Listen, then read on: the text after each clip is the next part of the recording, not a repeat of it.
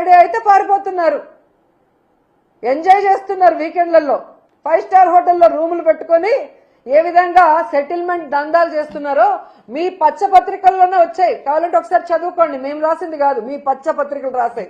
Telugu Desam party మంత్రులు ఏ విధంగా Hyderabad 5 star హోటల్లో ప్రభుత్వ ధనాన్ని దుర్వినియోగం చేస్తూ ఎంజాయ్ చేస్తూ సెటిల్మెంట్లు ఎలా చేసుకొని సంపాదించుకుంటున్నారో మీ పచ్చపత్రికలు రాసాయి. చూసి సిగ్గుపడండి. మీరందరూ పారిపోవటం వల్లే ఆ రోజు ఎంజాయ్ చేయడానికి పారిపోవటం వల్లే ఆ రోజు విజయవాడ మునిగిపోవాల్సిన పరిస్థితి వచ్చింది. సక్రమంగా ఈడ ఉండి మంత్రులు ఆఫీసర్లకు గనక ఇన్స్ట్రక్షన్స్ ఇచ్చుంటే ఎందుకు విజయవాడ మునిగిపోయి ఉంటుంది?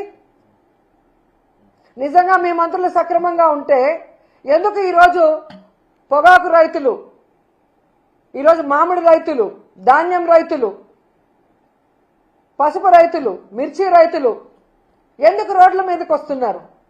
ఎందుకు ఆత్మహత్యలు చేసుకుంటున్నారు? ఈరోజు యూరియా లేదని ఎందుకు రోడ్ల మీద పడిగాపులు పడుతున్నారు? ఎండనక వాననక.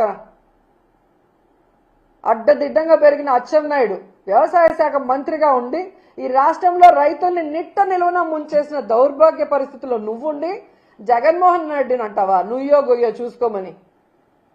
ఒక వ్యవసాయ మంత్రిగా ఉండి రైతులకి ఈరోజు మద్దతు ధర ఇవ్వలేకపోయినందుకు నువ్వు తీసుకోవాలి నుయ్యో గొయ్యో, జగన్ కాదు. ఒక వ్యవసాయ శాఖ మంత్రిగా ఉండి ఈరోజు కేంద్రం ఇచ్చిన లక్షల టన్నుల యూరియాని రైతులకు అందకుండా బ్లాక్ మార్కెట్ లో అమ్ముకొని మింగేస్తుంటే దాన్ని కంట్రోల్ చేయాల్సింది పోయి నువ్వు కూడా వాటా తీసుకున్నందుకు నుయ్యో గొయ్యో చూసుకోవాలి, జగన్మోహన్ రెడ్డి గారు కాదు. నీ నియోజకవర్గంలో ఇచ్చాపురం గణపతి అనే వ్యక్తి యూరియా దొరక్క తాను సూసైడ్ చేసుకుంటూ ఒక వీడియో, సెల్ఫ్ వీడియో పెట్టాడు. నీ దౌర్భాగ్యమైన మంత్రి వల్ల ఎలాంటి పరిస్థితి ఆ రైతుకు వచ్చిందో చెబుతూ దానికి నుయ్యో గొయ్యో చూసుకోవాలి, జగన్మోహన్ రెడ్డి గారు కాదు. నీ శాఖలో ఉన్న అఫీషియల్స్ ఈరోజు రైతులకు సమాధానం చెప్పలేక మీ దోపిడీని చూడలేక కలెక్టర్ ఆఫీస్ ముందర ధర్నా చేశారు. సిగ్గుచేటు. దానికి నుయ్యో గొయ్యో చూసుకోవాలి, జగన్మోహన్ రెడ్డి గారు కాదు. ఈరోజు మీ మీద నమ్మకంతో 164 సీట్ల పైగా మీకు ఇస్తే ప్రజలు ఆ నమ్మకాన్ని మీ అమ్మకం కోసం మీరు వాడుకుంటున్నారు. సిగ్గుపడాలి మీరు. ఇప్పటికైనా ఈ జీవోను రద్దు చేయాలి. ప్రైవేట్ వాళ్ళ చేతికి పీపీపీ ప్రైవేటీకరణకు మేము ఒప్పుకోము. ఎందుకంటే ప్రజలు ఎవ్వరు కూడా ఒప్పుకునే పరిస్థితి లేదు. ఇది ప్రభుత్వమే కట్టాలి. త్వరితగతంగా దానికి ఫండ్స్ కేటాయించి కట్టించాలని కూడా డిమాండ్ చేస్తున్నాం. లేకపోతే ప్రజలతో, విద్యార్థులతో, అలాగే స్వచ్ఛంద సంస్థలతో, అందరితో, మాతో కలిసి వచ్చే అందరితో కలిసి పోరాటం చేస్తాం. న్యాయ పోరాటం కూడా చేస్తాం. వదిలిపెట్టేది లేదు అని కూడా ఈ సందర్భంగా చెప్తున్నాం.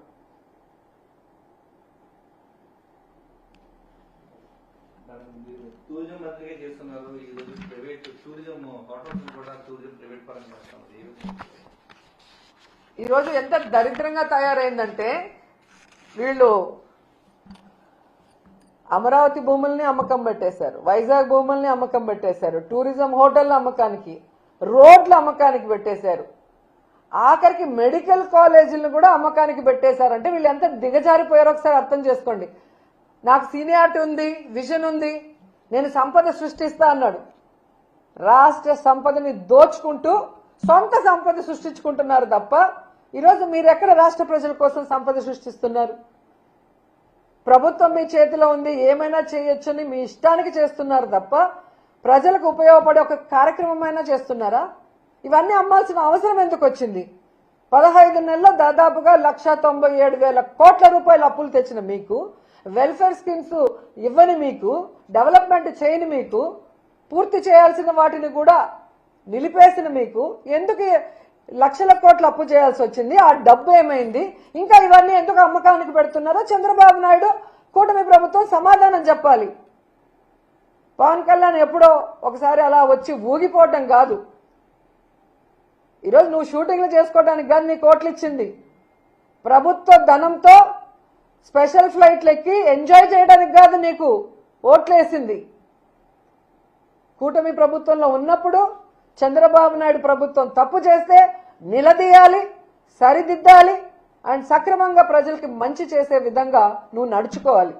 కానీ నీ నియోజకవర్గం పిఠాపురంలో అమ్మాయిని రేప్ చేసినా పట్టించుకో, రైతుకు యూరియా దొరక్క ఎండల్లో వాళ్ళు నించొని రోజుల తరబడి ఏడుస్తుంటే పట్టించుకో, ఇదే పిఠాపురంలో నిరుద్యోగులకి ఉద్యోగం ఇవ్వకపోయినా, నిరుద్యోగ భృతి ఇవ్వకపోయినా పట్టించుకో.